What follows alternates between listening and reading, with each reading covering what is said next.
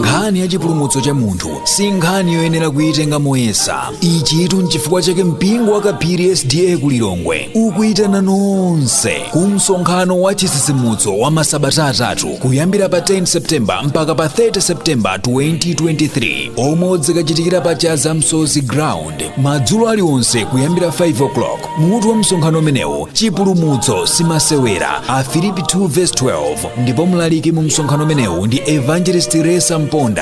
Kudzikakhalanso nyimbo za uthenga wabwino, maphunziro azathanzi ndi zina zambiri. Anthu ozungulira Chaza Msozi Ground ndi inu ena nonse tidzikakumana kumeneku pamene tikusendeza chifupi ndi chipulumutso chathu.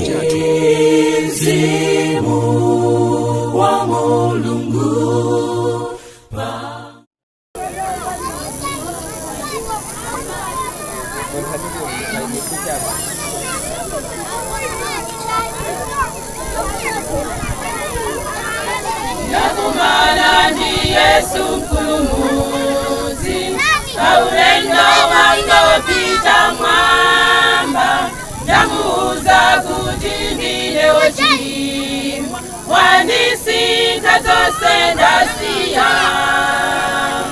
Nakumana ndi Yesu mkulumuzi, kaulendo wanga wapita mwamba, ndamuuza kuti ndine wochimwa, wanisika zonse ndasiya. Ndi mwazi wa Yesu kulomo nalong'ona ndasiya, kunyoza kukumupita ndasiya. Ndi mwazi wa Yesu ndasiya, ndi mwazi wa Yesu kulomo nalong'ona ndasiya, kunyoza kukumupita ndasiya. Ndi mwazi wa Yesu machimo angakule bwanji, Yesu ali nayo tumphamvu yochotsa machimo wonsewo, nikubadwa tsopano. Machimo angakule bwanji, Yesu ali nayo tumphamvu yochotsa machimo wonsewo, nikubadwa tsopano. Ndasiya ndi mwazi wa Yesu kulomo nalong'ona ndasiya, kunyoza kukumupita ndasiya. Ndi mwazi wa Yesu ndasiya, ndi mwazi wa Yesu kulomo nalong'ona ndasiya, kunyoza kukumupita ndasiya. Ndi mwazi wa Yesu. Madzulo abwino lonse, tikulandireni lero tsiku lachitatu la msonkhano wathu umenewu umene mutu wake tikunena kuti chipulumutso simasewera, chipulumutso simasewera. Leta tiyeni tichite monga mamoni wathu mwene tinachitira mwamphamvu ndi mokondwa dzulo. Chipulumutso! Chipulumutso! Chipulumutso! Chipulumutso! Chipulumutso! Chipulumutso! Tukani yake ndimeneyo kunena kuti ndithu tikamakamba za chipulumutso monga otiimbira nyimbo ayimba kunena kuti kumapeto kwa zonse kudzakhala kusangalala, inde kuimba haleluya. Komatu podzayimba haleluya ameneyo kudzakhala kuti amene wapulumukayo ndithu anali wakhama, anali opirira, komanso amaganiza bwino. Phunziro lathu ladzulo timakambirana pamutu onena kuti Mulungu owona, Mulungu owona.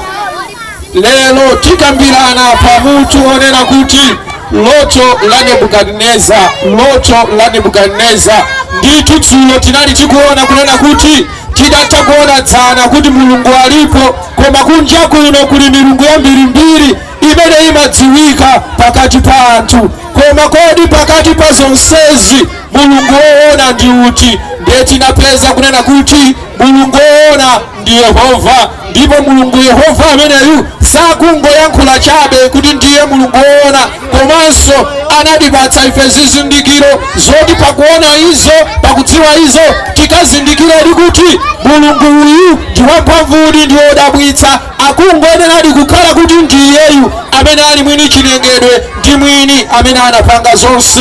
Ndipo pa zodabwitsa zimene Yehova amapanga tinagawana chinthu china, ndicho kukwanitsa kunena zinthu za mtsogolo, kukwanitsa kunena zinthu inde zodzachitika patsogolo pa 10 years, patsogolo pa 50 years, inde ngakhale patsogolo pa 100 years.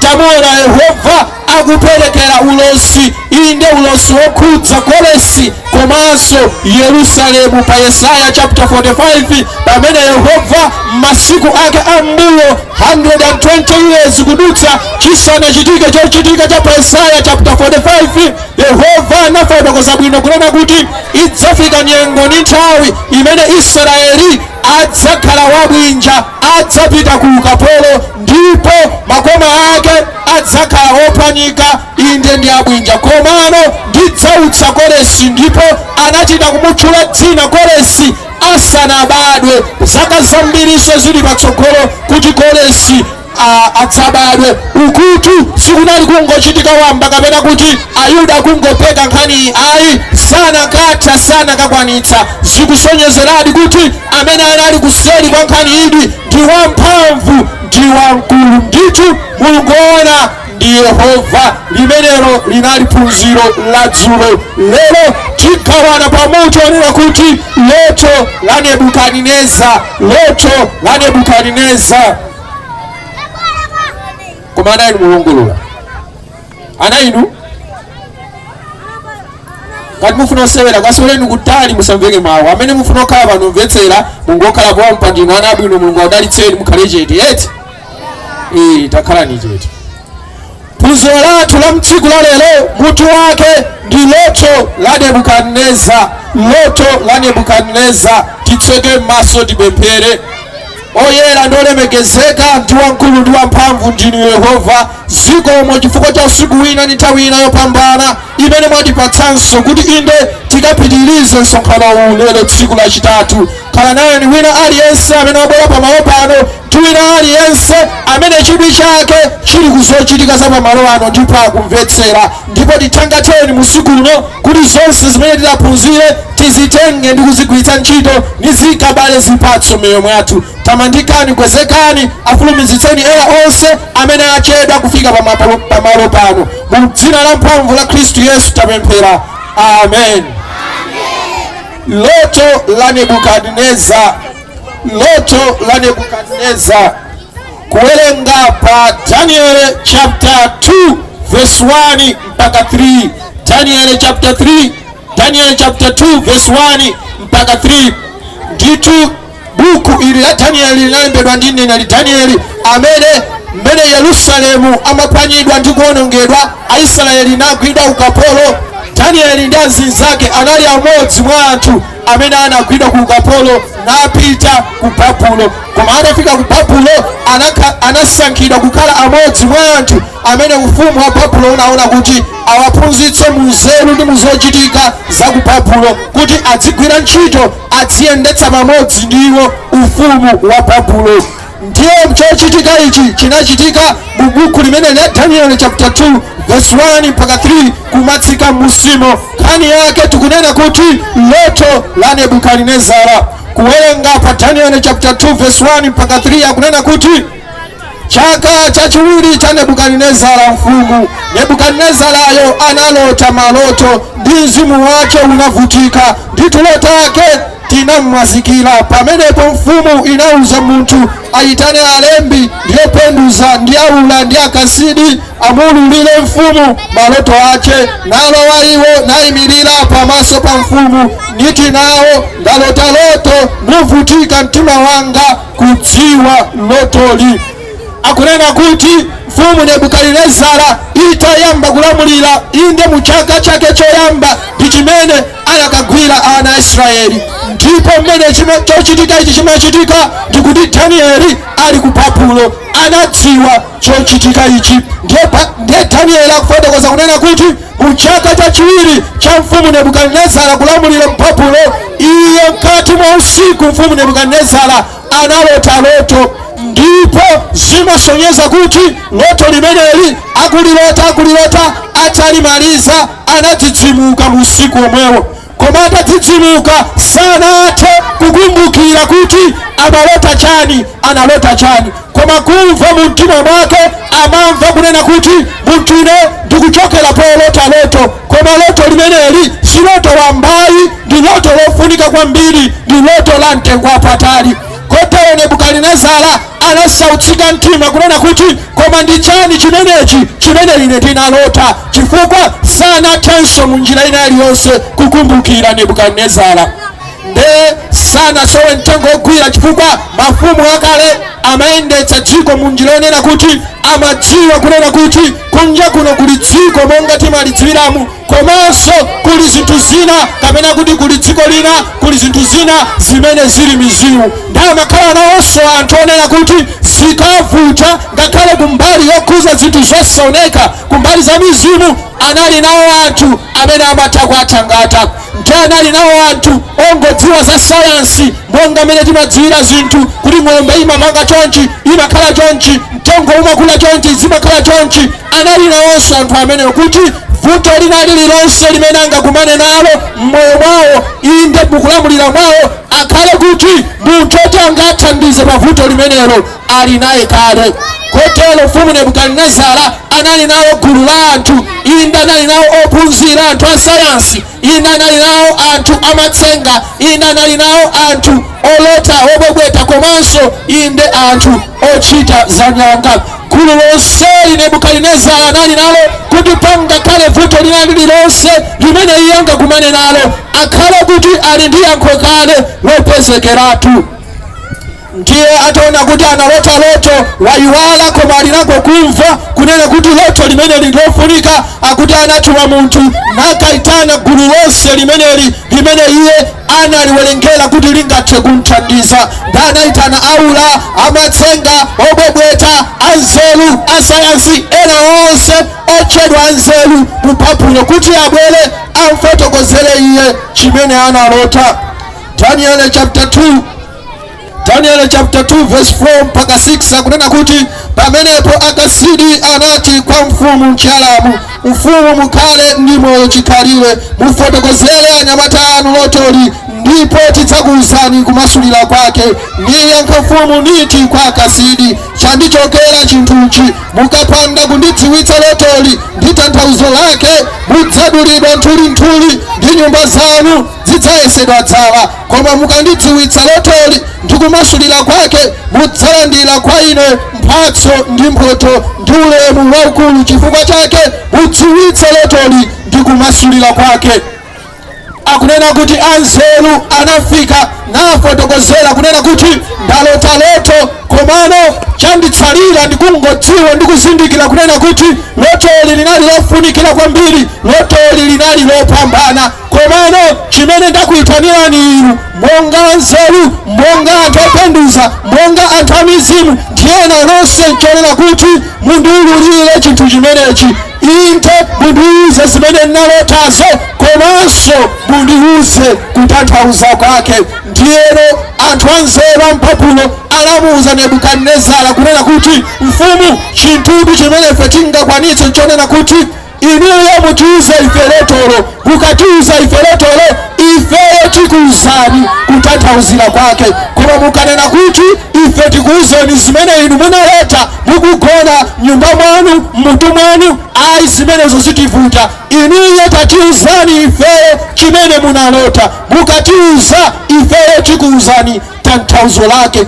Sana kakwanitsa kulowa mmutu mwa Nebukadinezara ndikukapeza kuti Nebukadinezara analota chani. Nditu nzeru za dziko lapansi, nditu thandizo la dziko lapansi lili ndi malire, likhoza kuoneka thandizo inde koma mu zinthu zazing'ono ndi zochepa. Koma pamene zinthu zathina zafika pokula, ngakhale mphamvu ya dziko lapansi, ngakhale nzeru za dziko lapansi zimafika pogoma kunena kuti silingathe kuthandiza. Timadziwa inde, ndophunzira inde, ndozindikira ife inde, koma izizi sitikwanitsa. Yafikapo nyengo ndi nthawi imene nthawi zina timapita kuchipatala ndikumaoneka kuti munthu wadwalika ndithu, munthu uyu ndi patient, ndipo nthawi iliyonse tikachedwa atha kutisiya, atha kumwalira. Koma kupita kuchipatala adokotala ndikukuyesa, ndikukuza bwerera kabwereso, komatu ndikukuza kunena kuti palibe chimene tingakuthandizeni, palibe vuto lina lililonse limene tikuliona. Nditu nzeru ya dziko lapansi, zimene timadalira za dziko lapansi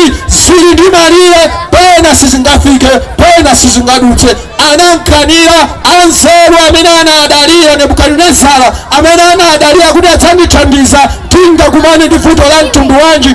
Anamkanira onena kuti sitikuthandiza napo kapo podziwa chimene mwalota, pamenepo ife sititha, koma mukatiuza zimene munalota ifeyo tikuuzani. Ndiye Nebukadinezara anati ayi sizitheka, mmenenso mwangoteromo mwamba kundikayikitsa. Ndikufunano kuti tsopano ndikhulupirire kuti mukwanitsadi kumasulira, mundiuze zimene ndinalota, komanso mukatero ndidziwa kuti mukwanitsa kumasulira kwake. Ndipo Nebukadinezara anakwiya nawo nanena kuti ngati simundiuza zimene ndinalota ndikumasulira kwake, ndithu ndikuuzeni ndikudulani nthulinthuli, ndikuphani koma ndikupha mwamkwiyo kwambiri, komanso nyumba zanu zonse zisanduka dzala. Koma mukakwanitsa kundiuza ndithu mulandira ulemu ndi mphatso za mtengo wapatali. Nde Akasidi anayankha motere, Daniel chapter 2 verse 10 mpaka 11. Akasidi anayankha pamaso pa mfumu nati, palibe munthu pa dziko lapansi wokonza kuulula mlandu wa mfumu. Chifukwa chake palibe mfumu mkulu kapena olamulira wofunsira chinthu chotere kwa mlembi, kapena wopenduza, kapena akasidi aliwonse, pakuti chinthu achifuna mfumu chapatali, ndipo palibe wina wokonza kuchiulula pamaso pa mfumu, koma milungu imene kwawo sikuli pamodzi ndi anthu. Akunena kuti ali nkati mokambirana, Nebukadinezara nawauza nawaopseza kunena kuti ndikuuzeni dukhani pano si amasewera yayi ndi asiriasi. Mukangoyerekeza osandiuza leroli inuyo ndinu anthu opanda ntchito, malipiro amene ndimakupatsani ndimangoononga, ndikudulani nthulinthuli. Ndipo nkhani imeneyi anayimva bwino, ndipo anadziwa nzeru yakuphaphula kunena kuti zikunena Nebukadinezarazi ndi zoona. Ndipo anayesera nzeru zawo zonse ndi zonse zimene anakatha kupanga kuti apeze yankho la Nebukadinezara, koma anakanika kufika kunena kuti anamuuza Nebukadinezara momveka bwino kunena kuti chinthu chimene mwachifuna mfumu ndi chinthu cha mtengo wapatali kwambiri, ndipo sitinamveko pa dziko lonse lapansi kuti mfumu kayolamulira kayotsogolera kaya ndani anafunsapo anthu ena, anafunsako aula, anafunsako anthu openduza, inde anthu amizimu ndi ena onse, kuti amuuze zimene analota komanso kutanthauza kwake. Ndipo anzeru akuphaphula anamuuza Nebukadinezara momalizira kunena kuti komanso mfumu mudziwe kuti ifeyo kulephera kumene talephera sikuti tangolephera wambayayi, ndi zoonadi chimene mukufuna ndi chosatheka. Ndipo tikuuzeni mfumu ngati chingatheke chimenechi chingatheke ndi mulungu yekha, komatu asakhalenso mulungu wambayayi wokhala pamodzi ndi anthu, ayi akhale mulungu osakhala pakati pa anthu. Anzeru akuphaphula amene akukambidwa apa sanali anthu amasewera iyayi. wina aliyense akamasankhidwa kukakhala wanzeru wa ku Babulo position ine iliyonseyo kapena kuti udindo umene akutengawo amakhala kuti iyeyo ntchito yakuidziwa ndipo ndikatswiri ndithu. Akatengedwa dokotala inde wa sayansi kukatumikira Nebukadinezara samakhala dokotala wamba. Litakhala lero tikhoza kunena kuti madokotala inde Nebukadinezara amakhala maprofesa ukaoka. Akakhala asayansi ndodziwa zinthu mmene zimakhalira ndithu amakhala maprofesa ukaoka. Ndipo pamene akunena kuti anayitana opanduza ndi amatsenga, sikuti anali amatsenga wamba kungoyamba lero kausing'anga kako upita mawa kwa Nebukadinezara. Ayi, amakhala ansing'anga yeniyeni. Inde pamba za matsenga amene amapita kwa Nebukadinezara sanali anthu wambayayi, amakhala onena kuti osati kungopanga ngati zofanizira matsenga matrix chabe. Ayi, amakhala adi kuti ndi amatsenga. Ndipo mukawerenga Bible la Chizungu akunena kuti anali nawonso Nebukadinezara ma astrologers kapena kuti anthu amene anaphunzira mmene nyenyezi zimayimira mmwambamu. Ndiye amatha kunena kuti mmene tikuonera mmene nyenyezi zayimira, mmene dzuwa layimira, mmene maplaneti ayimira, zikuonetsa kuti mwezi wa mawa kuchitika chakuti. Iwo amatha kuwerenga nyengo malingana ndi kayimidwe ka mwezi, ka dzuwa ndi nyenyezi, ndipo amatha kunena zinthu za mtsogolo, ndipo nthawi zina zimakhala zolondola.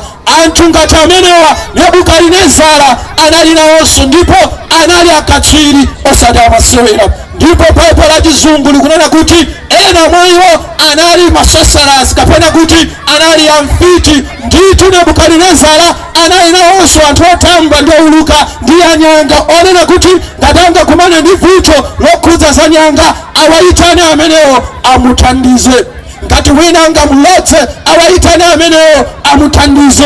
Ndipo afiti amenewa, anyanga amenewa, inde amizimu amene anali nawo Nebukadinezara sanali anyanga wamba. Pamene akufika ponena kuti Nebukadinezara mukufuna inu ku dziko lapansi kuno simungachipeze, iyayi, sikuti anangonena, ananena atadziwadi kunena kuti tafunsira kwa milungu yathu ya pa dziko lapansi, tafunsira kwa ziwanda za pa dziko lapansi, tafunsira kwa mphamvu za pa dziko lapansi.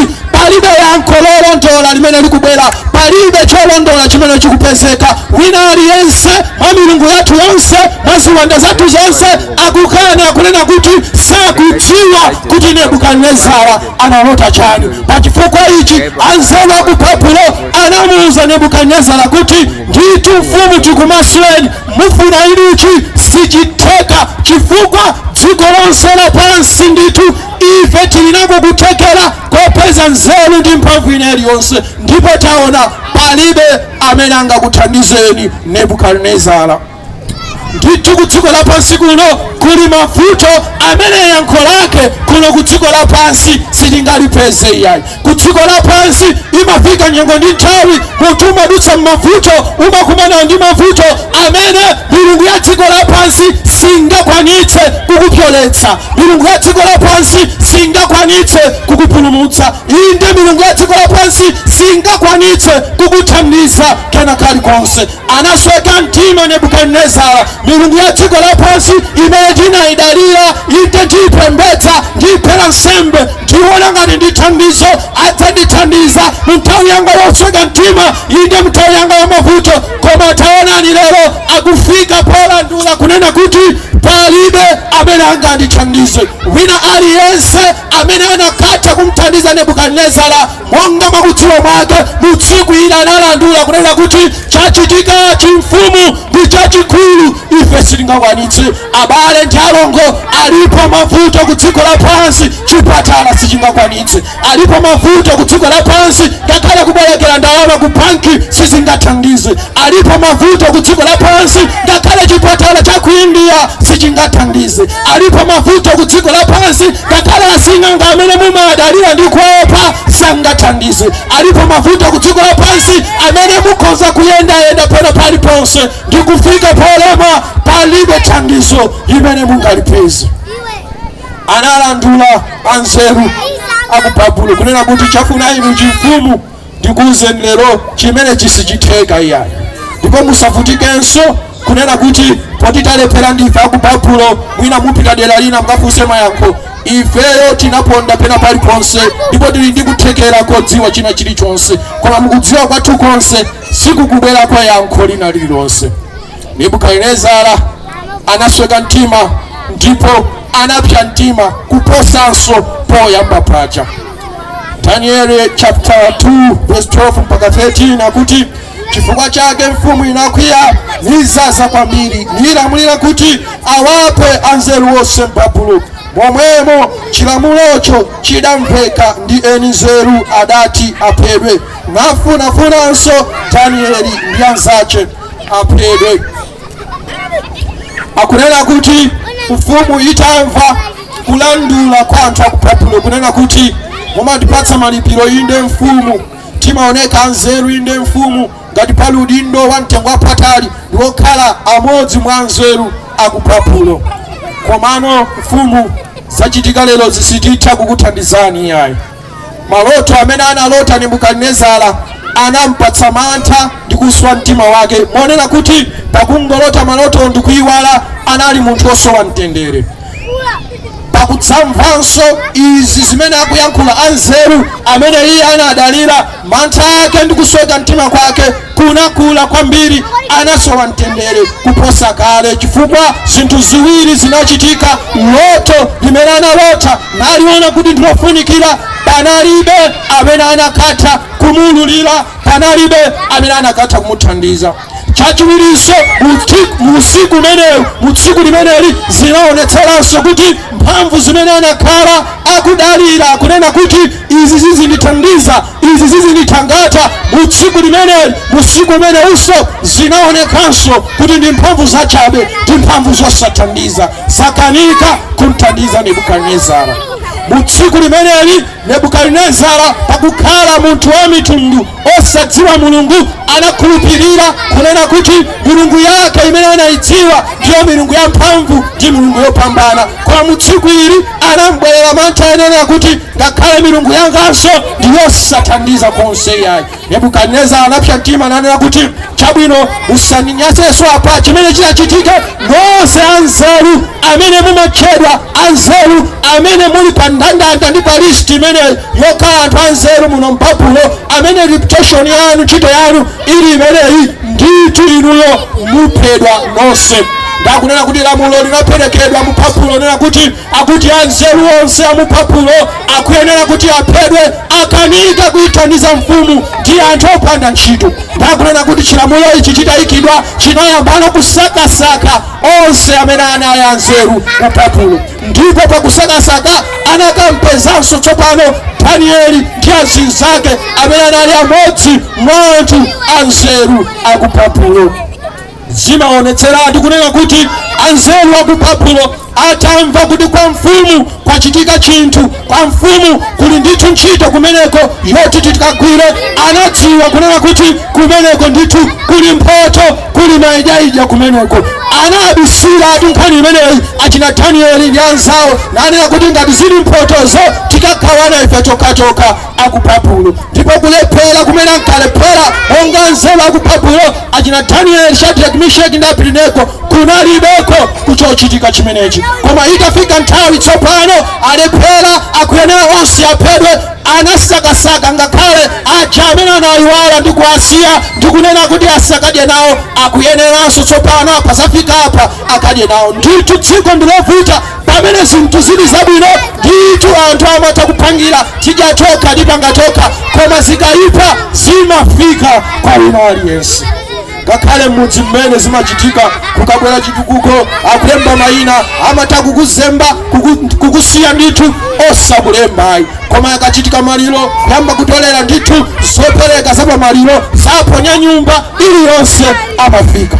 Ndakunena kuti uthenga unakafikanso kwa anyamata amenewa achina Danieli kunena kuti chachitikatu kwa mfumu, kaya mmadziwa kaya simmadziwa, koma zachitikazi zikukhudzani tsopano, chifukwa ndi imfa tsopano itenga tonse. Ndipo pa Daniel chapter 2 verse 14 mpaka 18 akunena kuti pamenepo Danieli anabweza mawu, aupungu wa nzeru kwaliwe kinkulu olindira amfumu adatulukayo kukapa eni nzeru akupabulo anayanka nati kwaliwe kinkulu olindira mfumu chilamulo cha mfumu chifulumiliranji akunena kuti Danieli sopano atamva kunena kuti kwaikidwa lamulo kunena kuti anzeru onse akupabulo akuyenera kuti apedwe. Zatsimikizika ndinu anthu osathandiza, zatsimikizika ndinu anthu oputaputa mumango onongera mfumu inde malipiro amene amakupatsani mwalephera kuthandiza mfumu ndipo kwaikidwa lamulo lonena kuti wanzeru wina aliyense inde wina aliyense odziwika ndi ogwira ntchito imeneyi monga wanzeru akupabulo akuyenera kuti apedwe. Ndipo mkulu amene anayikidwa kuchochitika ichi ayang'anire kuphedwa kwa nzeru anali Arioki. Ndipo uthenga unakafika ndi Arioki kwa china Danieli kunena kuti ndithu mukuyenera kuti muphedwe monga nzeru akupabulo makanika kuthandiza mfumu. Koma kuti Danieli atamva anati wafulumiliranji inde lamulo la mfumu kunena kuti tonse tikuyenera kuti tiphedwe. Kupitirira kuwerenga Daniel chapter 2 verse 14 mpaka 18 pamenepo Arioki anadziwitsa Danieli chinthuchi nalowa Danieli nafunsa mfumu amuyikire nthawi kuti aululire mfumu kumasulira kwake. Pamenepo Danieli anapita ku nyumba kwake nadziwitsa anzake Hananiya, Misaeli ndi Azariya chinthuchi kuti apemphe za chifundo kwa Mulungu wakumwamba pa chinsinsi ichi kuti Danieli ndi anzake asaonongeke pamodzi ndi eni nzeru ena pamodzi ndi eni nzeru ena akupabulo. Akunena kuti Danieli atamva kwaikidwa lamulo anati iyayi sizinayenera kutero iyayi amfumu ayikamwa nsanga lamulo limeneli sikunena kuti mayankho atha iyayi ayi ilipo yankho limene silinachitike chilipo china chimene tinayenera kuchita chimene sichinachitike. Lafulumira bwanji inde lamulo la mfumu asanayesere inde kufunsira kwa Yehova. Lafulumira bwanji lamulo la mfumu asanayesere kumpempha Yehova kuti aone kuti angapange chani. Ndipo Danieli anakapempha nanena kunena kuti ife mutipatse nthawi, mutipatse masiku, tili naye Mulungu, tili naye Yehova inde amene angathe kuululira mfumu chimene munalota ngakhale inde kumasulira kumene. Ndipo akunena kuti mwayi unaperekedwa kwa Danieli kunena kuti pitanitu mukafunsire kwa Mulungu wanuyo, mukapemphere kwa Mulungu wanuyo, ifeyo titsidwikira timve kwa inu. Ndipo Danieli ananyamukadi napita kwa azinzake Shadraki, Meshaki ndi Abedenego inde mayina achilendo amene anyamata anapatsidwa atafika ku Babulo. Ndipo anafotokozera azinzake chachitika chotere komano ngakhale mfumu yatamanga kuyika lamulo limeneli sitikuyenera kutero. Watsala mmodzi Mulungu onena kuti tifunsire kwa iye. Milungu ya dziko lapansi imene Ababulo anayikhulupirira yalephera inde koma sikuti kulibe yankho. Watsala mmodzi Mulungu oti ameneyu tifunsire kwa iye. Muli nawo mavuto, muli nazo zolemetsa, muli nazo zothodetsa pena kumafika kunena kuti ayi zafikepa ndingo chotsa moyo ayi lisafulumire kaniso lanu. Watsala mmodzi oti mufunsire kwa iye madzulo ano. Mwina bizinesi simayenda, banja silimayenda, ana akuvuta tikumafika posoda nzeru kunena kuti tsopano ndichite chani, moyo ukusowetsa mtendere. Ayi kaniso lanu lisafulumire. Watsala mmodzi oti mumuyese madzulo ano. Inde zinthu zimene munazidalira abwenzi ndi abale amene munadalira akuthandizani akuyenderani m'mavuto anu sanatero konse ndipo ndinosweka mtima usadandaule. Watsala mmodzi Mulungu oti mumuyese madzulo anu. Danieli anena kuti iyayi itu milungu ya ku Babulo ndikuyidziwa ine, milungu ya ku Babulo ndimayidziwa zimene imachita koma pali Mulungu winanso amene ndimamudziwa ndipo ameneyu ndampeza ndikumuona kuti ndosiyana ndi milungu yonse ya dziko lapansi. Milungu ya dziko lapansi yavomera singakwanitse kulowa m'mutu mwa munthu ndikupeza kuti munali chani, koma alipo wina amene analenga munthu ndipo palibe chomuwaka ufumu. Dikirani kaye tipemphere kwa Yehova. Chinthu ichi chimaoneka ngati chaching'ono ndi ndichopepuka kwambiri kuti Daniele anakapempha kwa mfumu nanena kuti imanikaye mfumu tipemphere kwa Yehova mutipatse nthawi inde milungu yanu mwayesa koma ifenso tikayese kwa mulungu wathu amene tikumdziwa. Ndipo monga tikumuonera Perses Nebukadineza amene wasweka nzeru ndipo ali ndi mantha ndipo akusowa mtengo wopira, ndipo kupha nzeruku sikuti akuwapha kuti apeza thandizo, ayi akungowapha chifukwa choti wakwiya koma sikuti apeza thandizo. Ndipo pamene Danieli ankabwera mobwetsa ngati kachiyembekezo anamulolabe kunena kuti chabwino ngakhale ndili mu mkwiyo komabe ukukhala ngati ukupereka chiyembekezo, tapitani mukayese. Ndipo lamulo la mfumu ili lonena kuti anzeru onse ampapulo akaphedwe linayamba layima kudikira Danieli ndi azinzake kuti abwera ndi chani pa nthawi imene yapempha. Chinthu ichi abale ndi alongo sichinali chaching'ono iyayi, chinali chachikulu. Tikukamba za ufumu wa Babulo, osati wa mudzi chabe, osati wa dziko ngati Malawi, komano wa mudziko la nthawi imeneyo. Ndipo tikamakamba za ufumu wa Babulo unali ufumu wamphamvu ndi waukulu ndi wamveka. Ndipo mfumu Nebukadineza naye sanali mfumu wa masewera onena kuti ungapite pamaso pake kumakakamba za chibwana, ayi anali mfumu ya pamwamba osati ya masewera. Koma pofika na kunena kuti ufumu waukulu umenewu, ufumu wamphamvu umenewu ndikuyima chochitika chawo ndikumayembekezera pa anyamatawa. Ndithu anyamatawa anali mbali mtima ndipo amamudziwa Yehova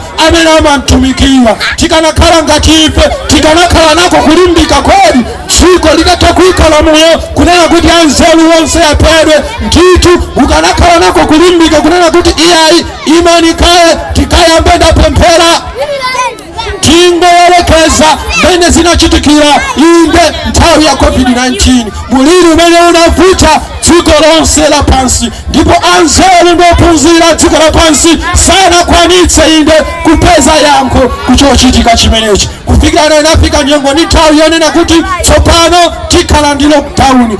Muganizire kunena kuti achipatala atatha kunena kuti alephera, ata WHO atatha kunena kuti alephera, ena onse atatha kunena kuti alephera, zafikapa tizipita ku lockdown. Ndipo mpeze wina anena kuti ayi dziko lapansi taimanikaye tisachite kufika kopita ku lockdown.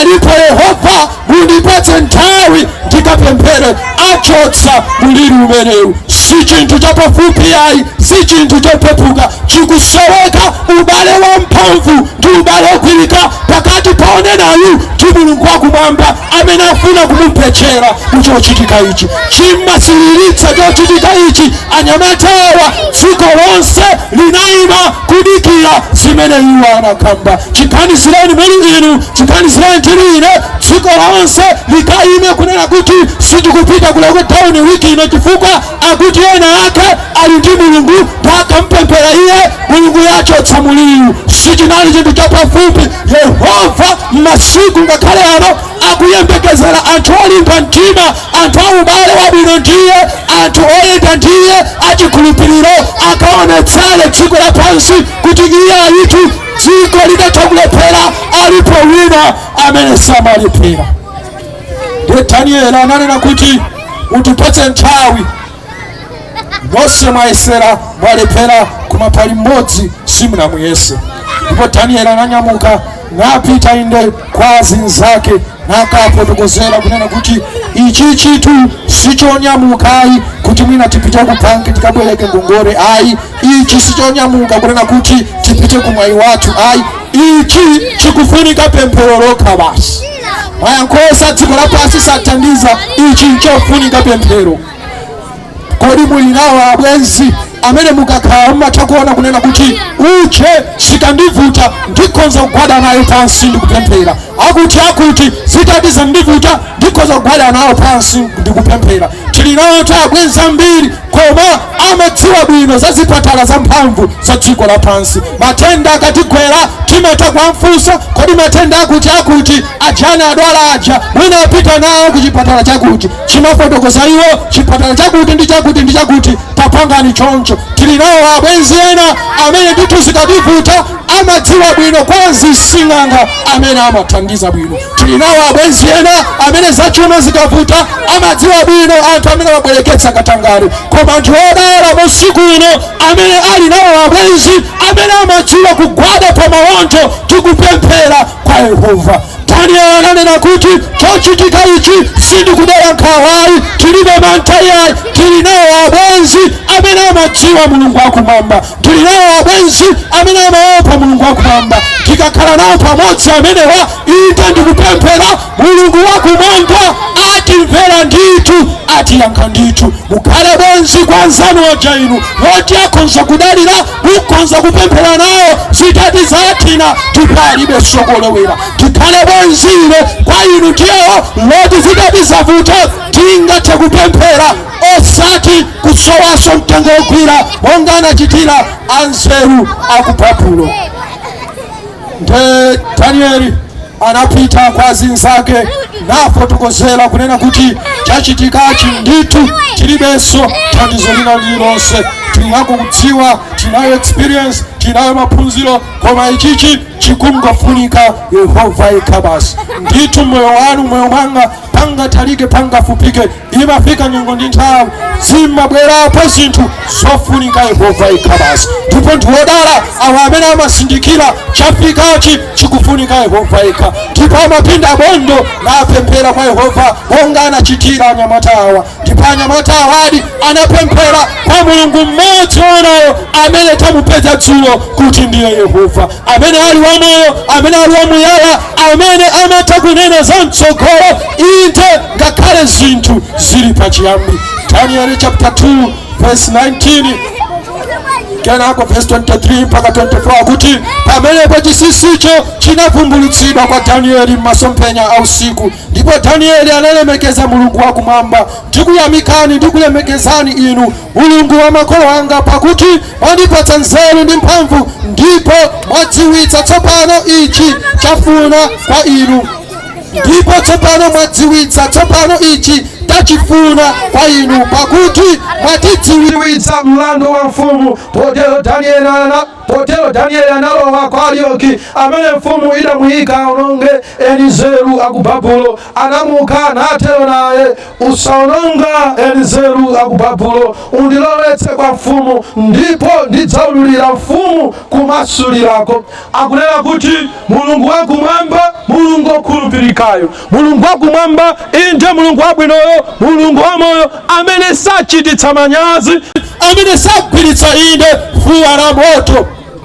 Anyamata awa adatha kupechera Babulo yense nanena kuti tili naye Yehova angathe kupanga inu zimene mwanena kuti ndizosatheka. Ndipo anapempheradi anyamata awa moona mtima ndi mokhulupirika, ndipo Yehova okhulupirikayo anayankhadi, ndipo chinsinsi ichi chinaululika inde kwa Danieli usiku umenewo. Ndipo Danieli ananyadira nalemekeza Yehova nakweza Yehova, ndipo ananyamuka napita kwa Arioki mdindo uja amene anamuyika kuti apha nzeru wonse m'Babulo, nanena kuti palibenso kufa kwa nzeru m'Babulo, palibenso kufa kumene ife titafe chifukwa chimene chinali chosatheka Yehova wachichita. Wandiululira ine kunena kuti chimene analeta mfumu ndichi ndichi, ndipo kutanthauza kwake ndugu, ndilowetseni kwa mfumu, ndipititseni pamaso pa mfumu, ndikanene chimene iwo analota. Daniel chapter 2 verse 25 mpaka 28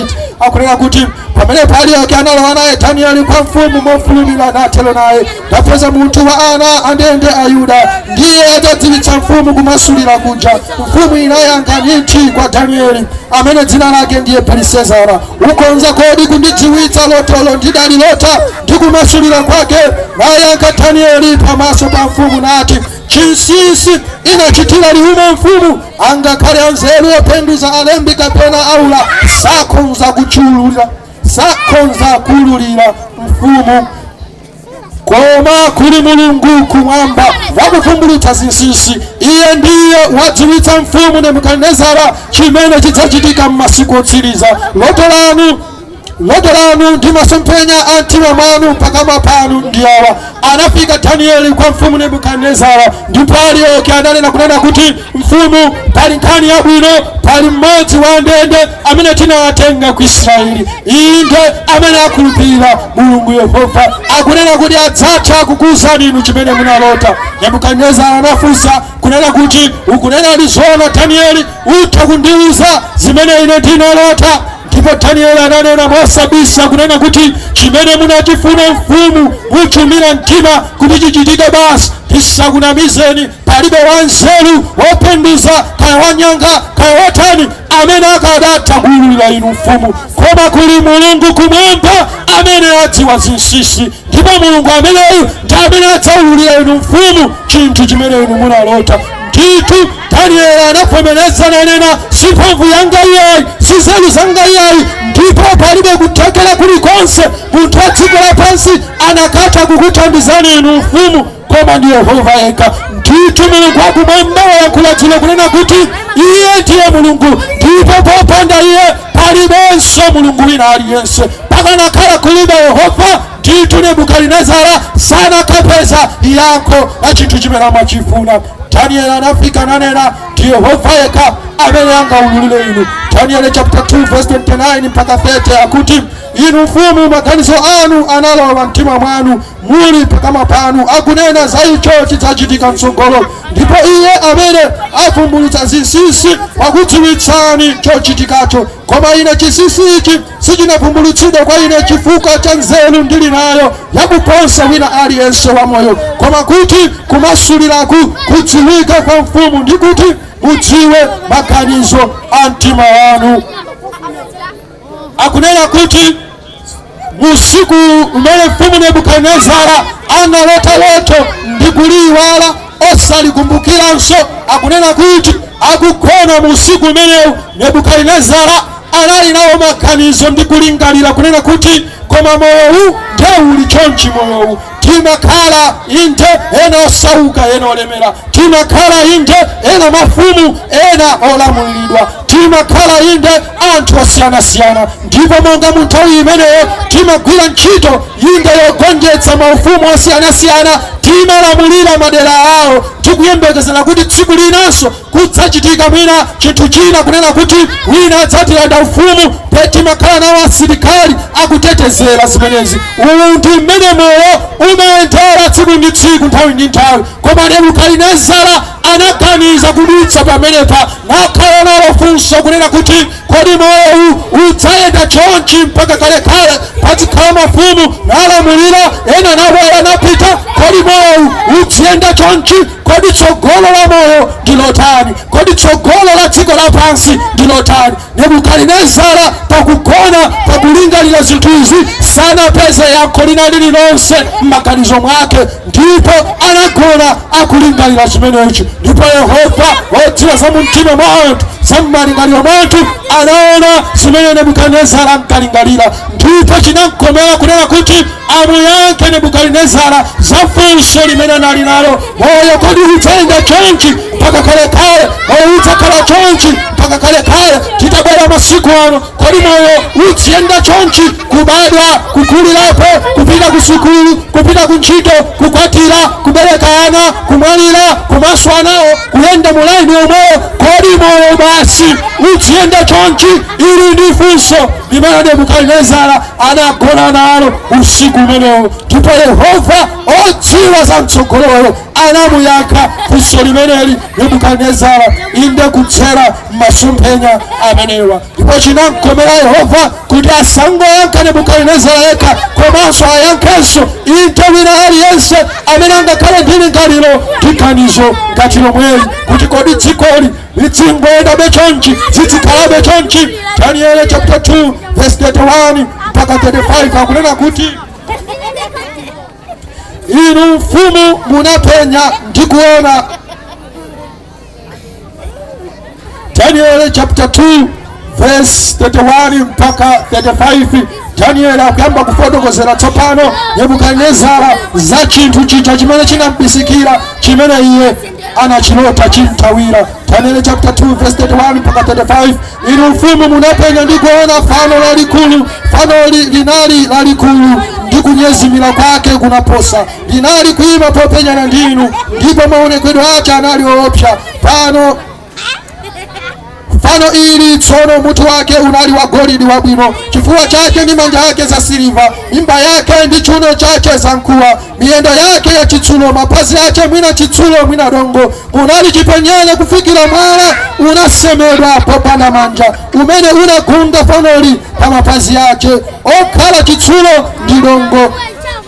Mupanya pamenepo chitsulo, dongo, mkuwa, siliva ndi golidi zinapeleka pamodzi nizisanduka ngati mungu wa madwale amalimwe, ndipo mphepo inaliwuluza osapezekanso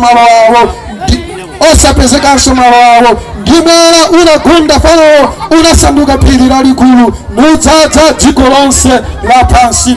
Akunena kuti inu mfumu mutagona tsiku limenelo limene mumalingalira kunena kuti kodi moyo kutsogolo kwake kuli chani, kodi tsikoli mapeto wake ndi otani, kodi mmene tikukhaliramo zizikhala chonchi nthawi zonse basi. Unagona mukulingalira zimenezo, ndipo mu usiku umenewo inu mfumu munaota chifano ndithu chooneka chodabwitsa, chochititsa mantha, komanso chonyezimira. Ndipo chifano chimenechi chinali popenyana ndinu, ndipo munaona kuti mutu wake unali wa golidi, inde manja ake ndi chifuwa chake zinali za siliva, ndipo chuno chake inde chinali chamkuwa, miyendo yake inali ya chitsulo, mapazi yake osakanikirana mwina dongo, inde mwina munali chitsulo. Ndipo muli chipenyere munaona mwala usemedwa, koma opanda wousema, popanda manja. Unafika numenya chifano chimenechi,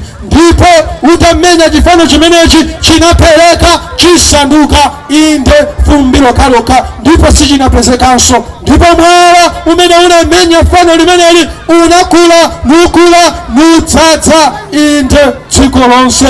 Apa ndikutaka kumwona Nebukadinezara akuyamba tsopano kukwelezera mutu ndi kunyadira kuti inde Danieli ukulondola, ndakumbukira tsopano chimene ndinalota ndi chimenecho, zimene ndinalota ine ndi zimenezo. Munjira ina kunena kuti mutu wa golidi, chifuwa cha siliva, inde chuno cha mkuwa, miyendo ya chitsulo, mapazi osakanikirana mwina dongo mwina chitsulo. Ili ndi loto limene inu mfumu Nebukadinezara munalota, ndipo muli chipenyere munaona mwala osemedwa popanda manja nuphwanya chifano chimenechi, ndipo utaphwanya chifano chimenechi unakhazikika nudzadza dziko lonse lapansi.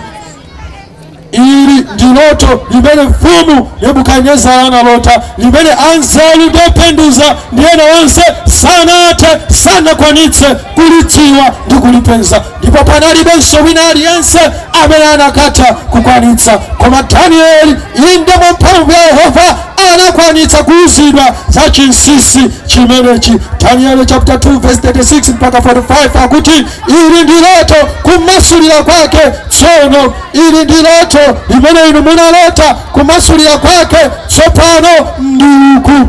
Inu mfumu ndi inu mfumu ya mafumu, pakuti Mulungu wakumwamba, malingana ndi nthawi ndingofotokoza, akunena kuti inu mfumu chifano chimenechi chimene munachiona, chimene mutu wake unali wa golidi, inuyo mfumu nditu inu ndi mutu umenewu wa golidi. Mulungu wakumwamba wakupatsani ulamuliro, Mulungu wakumwamba wakupatsani kutegera kunena kuti muli nawo mphamvu pa dziko lapansi, inde mphamvu yayikulu, ndipo paliponse pokhala pana anthu Mulungu wakumwamba wakupatsani inu kuti inde mulamulire. Komatu monga munaonera mutu wa golidi, inde manja chifuwa, pakadzachoka inu mfumu padzabweranso ufumu wina, ndipo ukadzachoka umenewo udzabweranso ufumu wina, ukadzachokanso umenewo udzabwera ufumu wachinayi umene ukuyimiridwa ndipo ndi chitsulo muchifano chimenechi. Ndipo monga munaonera mwala osemedwa opanda manja umene ndithu unachoka kupiri, unachoka inde ndeladera opanda wina aliyense kusema. Mwala umene munauonawo ndithu ndi ufumu wa Mulungu wakumwamba. Ndipo muchifano chimenechi Yehova Mulungu wakumwamba anamuyankha mfumu Nebukadinezara za funso lake limene anali nalo lonena kuti kodi moyo ukhala chonchi, kodi moyo uyenda chonchi, kodi dzikoli lidzakhala chonchi, litsiyenda chonchi. Yehova anamuyankha mfumu Nebukadinezara kunena kuti ndikukuyankha tsopano, kuyambira pano poyambira ufumu wako wa Babulo. Uno ndi ufumu wa Babulo nthawi imene ulosiwu ukwira Danieli limalembedwa kunena kuti pali ufumu uno wa Babulo, ndipo pakachoka umenewo pabwera ufumu wachiwiri, pakachoka umenewo pabwera ufumu wachitatu, kenako ufumu wachinayi. Ufumu wachinayi umene uwu ukabweratu sikubweranso ufumu wina, koma ufumu uzipitirira ukala ofoka kufikira na kuti udzagawanika wina wayo ukala wamphamvu, ufumu wina wayo udzakhala opanda mphamvu. Ndipo masiku ama ufumu amenewa Yehova Mulungu wakumwamba adzakhazikitsa ufumu wake. Mwala umene munauona osemedwa popanda manja ukuyimira ufumu wa Mulungu wakumwamba umene udzaphwanya maufumu onse a dziko lapansi ndi kudzakhazikika ku dziko lapansi monga ufumu otsiriza. Yehova Mulungu wakumwamba pakumuona Nebukadinezara akulingalira kutsogolo kwa chinthu kuli chani, kutsogolo kwa dziko kuli chani, kutsogolo kwa zimene tikuchita kuli chani. Yehova anamuyankha kunena kuti dziko siliyenda chonchi mpaka kalekale, moyo siyenda chonchi mpaka kalekale. Ifika nyengo ndi nthawi maufumu musinthana inde, koma kumapeto kwake ine Yehova ndizakhazikitsa ufumu wanga. Ndipo zinachitikadi monga mmene Yehova ananenera. Tokoza kunena kuti ufumu wachinayi wachitsulo ukadzafika sipadzabweranso ufumu wina ku dziko lapansi. Ufumu umene udzapitirira koma mphamvu zake zidzachepa ndi kuchepa kufikira kuti adzagawana, ndipo maufumu ena kapena mbali zina zidzakhala za mphamvu zina zopanda mphamvu. Ndithu patachoka ufumu sipanabweranso wina kufikira lero lino, koma lomu anapita nagawanika, ndipo maufumu ena anakhala mphamvu tiyena opanda mphamvu kufikira na lero lino pamene tikukhala ku dziko lapansi alipo maufumu ena mphamvu ena opanda mphamvu. Ndithu loto ili limene nalilota Nebukadinezara mu zaka zochuluka zakalekale sililali loto wamba, kunali Yehova kunena za chochitika ichi. Dziko lapansi siliyenda monga mmene tikuganizira, dziko lapansi silikhala monga mmene tikuganizira kuti dzuwa lidzatuluka ndi kulowa nthawi zonse. Ayi, ifika nyengo tsiku ndi nthawi imene Yehova alonga maufumu onse a dziko lapansi ndipo akhazikitsa ufumu wake. Ndipo akunena kuti pa Daniel chapter 2 verse 31 mpaka 35 munali chipenyere kufikira mwala unasemedwa popanda manja unamenya nugunda fano pa mapazi yake. Akunena kuti fano limeneli linali ndi malire, ndipo malire anali mapazi, ndipo muli chipenyere inu mfumu unaona mwala osemedwa popanda manja umene unaphwanya fano limeneli. Inde mwala umene ukuyimira ufumu wa Mulungu wakumwamba. Atatha kubwera maufumu a dziko lapansi, atatha kuchitika maufumu a dziko lapansi, ifika nyengo ndi nthawi imene Yehova posachedwa akhazikitsa ufumu wake.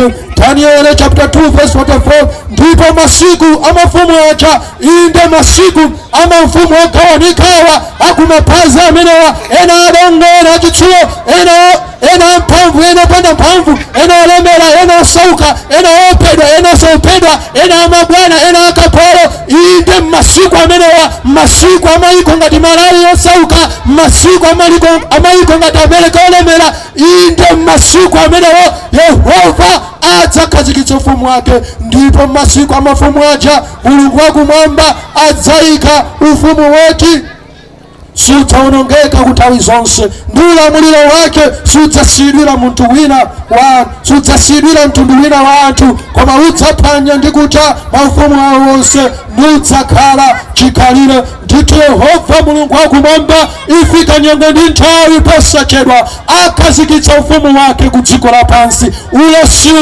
ngakhale unanenera kalekale koma sunachitike mosempheka mwina mulimonse, monga mmene Yehova ananenera namuwuza inde mfumu Nebukadinezara. Dziko siliyenda chonchi mpaka kalekale musinthana maufumuwa, koma zili ndi malire posachedwa ndizakhazikitsa ufumu wanga. Ndipo ndi masiku amafumu amenewa inde kumapazi amenewa ena mphamvu ena foka Yehova adzakhazikitsa ufumu wake. Inu ndinetu tikukhala mu nyengo ndi nthawi ya maufumu amenewa ena mphamvu ena foka inde kumapazi amenewa amene Baibulo likunena kuti masiku amenewa Yehova adzakhazikitsa ufumu wake. Pangatalike pangafupike chomwe chatsalira ku dziko lapansi tikunena kuti mwala osemera popanda manja ubwere ku dziko lapansi nuwononga mafumu onse nuwononga zochitika zonse, ndipo Yehova akhazikitsa ufumu wake. Ndipo ufumu umenewu sudzasiyidwiranso mtundu wina, sizidzachitikanso kuti pakadzachoka umenewo padzabwera wina. Ayi, sudzasinthananso ndi olamulira wina, sudzasinthananso ndi mphamvu ina iliyonse. Yehova alamulira dziko lapansi posachedwa. Adatha kuwononga china chilichonse, adatha kuwononga maulamuliro ndi maukulu ndi mphamvu ya dziko lapansi. Yehova mulungu wakumwamba inde masiku ano posachedwa akhazikitsa inde ufumu wake. Nebukadinezara mukapitira nayo nkhayiyo anakhutira nakondwera nadziwadi kunena kuti ndimayesa kuli milungu ku dziko lapansi, koma ndithu ngati kuli mulungu wamphamvu ndi mulungu wona ndi Yehova mulungu wakumwamba amene wandiululira ine chisisichi. Nebukadinezara analokondwera nanyadira kunena kuti mtima wanga unali wosweka, chimene ndinalota sindichidziwa zoona, komanso anzeru awa amangonditayitsa nthawi ndosathandiza, koma tsopano zimenezi zitha bwanji. Yehova anakhala yankho ndithu la mfumu Nebukadinezara namuwuza kuti si choncho yayi, ndilipo ine Yehova, milungu ya nthawi ya pa dziko lapansi monga wanenera dzulo idzatha pa nthawi yakutha dziko lapansi. Ndipo milungu ya dziko lapansi ili ndi malire singadutse pena. Ndiwodala amene amapeza Yehova ngati amene anapezera mfumu Nebukadinezara. Ndiwodala amene amayenda ndi Yehova ngati mmene anayendera inde Danieli, chifukwa mmene Yehova akukhazikitsa ufumu wake ku dziko lapansi nawononga dziko lapansi nawononga maulamuliro onse apa dziko lapansi. Iwo amene ayenda naye lero, iwo amene ankhulupirira lero, iwo amene akhala naye lero adzakhalanso mu ufumu umenewo. Koma onse amene sadzapezeka akuyenda ndi kukhala ndi Yehova mwala osemedwa popanda manjawu podzaphwanya ndi kuwononga mafumu a dziko lapansi adzawonongekera nawo kumodzi. Ndipo maloto awa ndiwoona ndi okhulupirika, ngakhale Yohane pa buku la Chivumbulutso anaona chochitika ichi. Inde mwala osemedwa popanda manja ukubwera ku dziko lapansi ndi kudzawononga mafumu onse a dziko lapansi, ndi kudzawononga zochitika zonse za dziko lapansi, ndi kudzakhazikitsa ufumu wa mulungu wakumwamba. Chivumbulutso chapter 19 verse 11 kukamba za kubwera kwa Yesu Khristu akunena kuti ndipo ndinaona mudatsekuka mmwamba, ndipo taonani kavalo woyera ndiye wakumkwera, wotchedwa wokhulupirika ndiwoona, ndipo aweruza nachita nkhondo molungama, ndipo magulu ankhondo okhala mmwamba anatsata iye wokwera pa kavalo woyera wovala bafuta woyera wotimbu. Ndipo mkamwa mwake mutuluka lupanga lakutha kuti akanthe nalo mitundu ya anthu, ndipo iye adzawalamulira ndi ndodo yachitsulo, ndipo ali nalo pa chovala chake ndi pa ntchafu yake dzina lolembedwa mfumu ya mafumu ndi mbuye wa ambuye. Ndithu Yohane akutsimikizira kuti mwala osemedwa popanda manja ufumu wa mulungu wakumwamba ukudzadi posachedwa, ndipo sukudzanso ndi wina, ukudza ndi Yesu Khristu. Ndipo akamabwera ulendo uno sadzabweranso monga kamwana kamene Ayuda anakatola kobadwira nkhola ya ng'ombe. Ayi, adzabwera monga wankhondo inde wakuwononga, kudzawononga mitundu inde kudzawononga dziko lapansi, kudzakhazikitsa ufumu wake. Ndipo mu tsiku limenelo mwala osemedwa popanda manjawu udzakhazikika ku dziko lapansi nupanga ufumu wina, ndipo zakhale zonse sizidzakumbukirikanso. plani ya mulungu wakumwamba, cholinga cha mulungu wakumwamba tichionera kuti tsiku lina zonse zifika pa mapeto, ndipo iye Yehova akhazikitsa ufumu wake, ndipo adzalamulira. Ndipo ndi khumbo lake ndi cholinga chake mmene akukhazikitsa ufumu umenewu, inu ndine tidzakhala amodzi inde okhala nawo mu ufumu umenewu. Loto la Nebukadinezara. Ndithu Yehova kuulula za chochitika chimene chidzachitike, inde ilo linali kale koma chichitika posachedwa, chifukwa ndi masiku amafumu amenewo mene Yehova adzakhazikitsa ufumu wake. Loto ili silinasiye pena pake kuti sizinayende bwino, mwinanso tikayikire kuti mwawo osemedwa popanda manja subwera. Ayi, loto ili silongobwera wamba, ayi ndi mawu a Yehova. Ndipo Yehova akayankhula chimachitika, chifukwa iye ndiye Yehova, ndi mulungu woona, ndi mulungu wokhulupirika. Posachedwa Yehova akhazikitsa ufumu wake ku dziko lapansi, ndipo ndi cholinga chake ndi khumbo lake kuti inu ndine tikhale mu ufumu umenewu.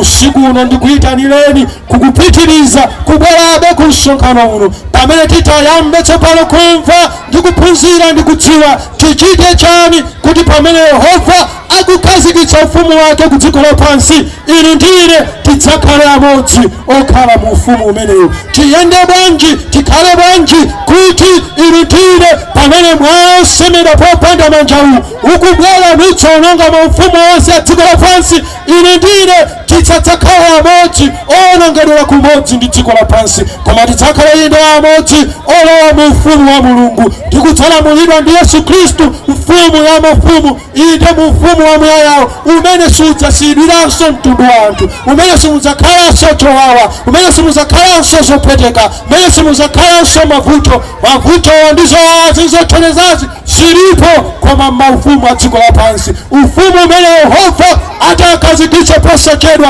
ndi ufumu wa mtendere, ndipo ndi khumbo lake kuti inu ndine tikhale amodzi ambali ya ufumu umenewu.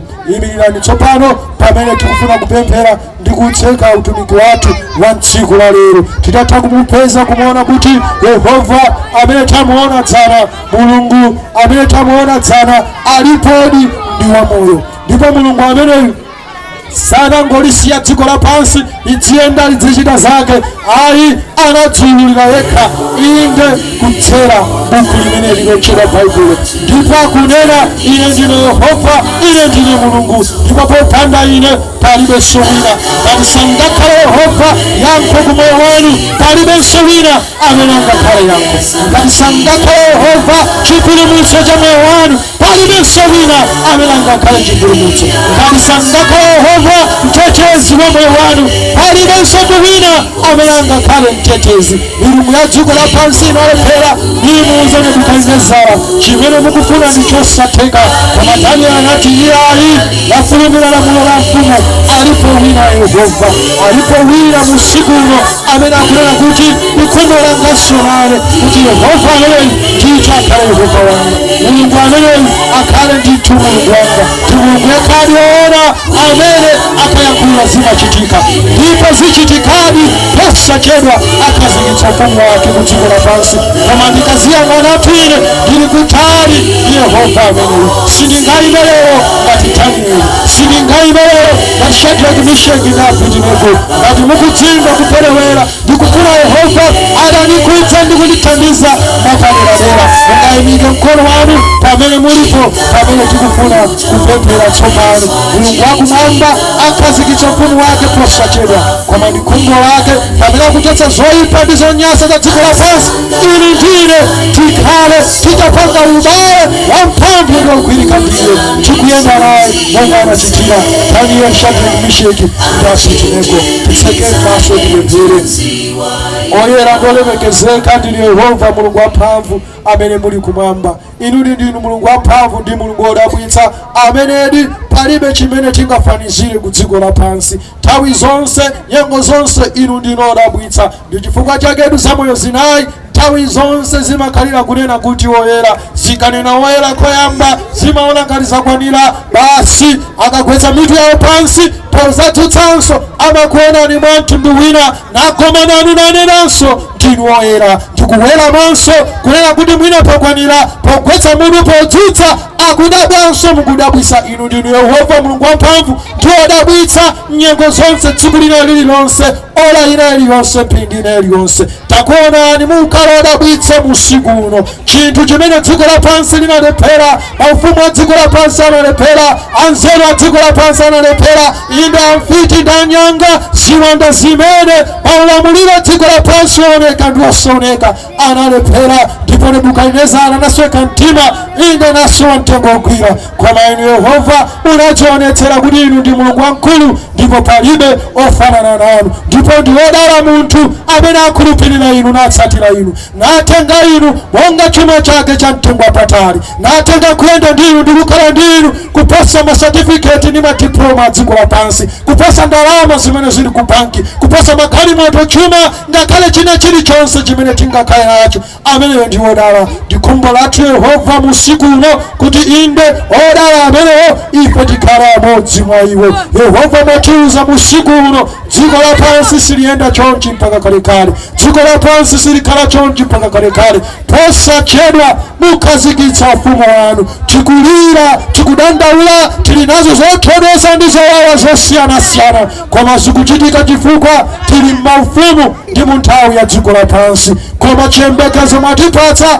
posachedwa chifukwa ndi m'masiku a maufumu amenewo indi maufumu wano ena ofoka ena mphamvu mene mwayosemedwa popanda manja unabwera nuphwanya fano limeneli Yehova posachedwa mukubwera mukhazikitsa ufumu wanu ndi khumbo lathu mutikonzekeretse ife pamene mukukonzanso dziko lapansi ndi kuononga zonse tidzakhale awo amodzi odzalamulidwa ndi Mbuye wathu Yesu Khristu tili nalo khumbo ndi kulakalaka chinthu chimenechi Yehova koma tili nako kumva mkati mwathu kupelewera pena pake kuti sipali bwino ndi chifukwa chake tayimika mikono yathu Yehova tiyendereni ndi kusakasaka makhalidwe yathu ndi zochitika zathu mwapaderadera wina aliyense ofoka olema ndi zilakolako zonyasa olema ndi zochitika izi zowezi zoyipa zimene zimavuta kuzisiya Yehova titangateni ndi kutiyendera tili nazo zopechera zosiyanasiyana zimene zingatipangitse kuti lero